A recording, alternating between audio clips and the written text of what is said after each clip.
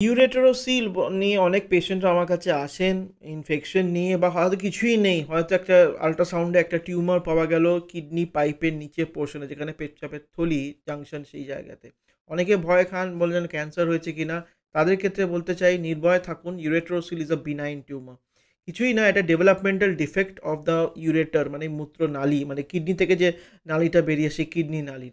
এবং যদি অনেকেরই থাকে ইউরেটেরোসিল, কিছুই হয় না, কিন্তু যাদের স্টোন হচ্ছে, কারণ ওখানে একটা বেলুনের মতো হয়ে যায়, এবং ওই বেলুনটা যদি আবার মূত্র ওই ইউরেটারকে আবার কম্প্রেশন দিয়ে হাইড্রোনে প্রসেস করছে, তখন কিন্তু অপারেশন করাটা জরুরি হয়ে যায়। এবং অপারেশনটা মাইক্রো সার্জারির দ্বারাই হয়, যাকে আমরা ট্রান্স ইউরেথ্রাল ডিরুফিং বলে ইউরেটেরোসিলে। এছাড়াও লেজার দিয়েও আমরা এই চিকিৎসাটা করতে পারি। সুতরাং অনেক রকম চিকিৎসা আছে, ভয় পাবেন না। যদি ইনকেস এটা আপনি দেখতে পারেন যে আপনার মধ্যে আছে, তাহলে আপনি ইউরোলজিস্টের কাছে যান এবং সুচিকিৎসা যারা সম্পূর্ণভাবে সুস্থ হয়ে যান। নমস্কার, নিশ্চয়ই আমার চ্যানেলটা সাবস্ক্রাইব করবেন।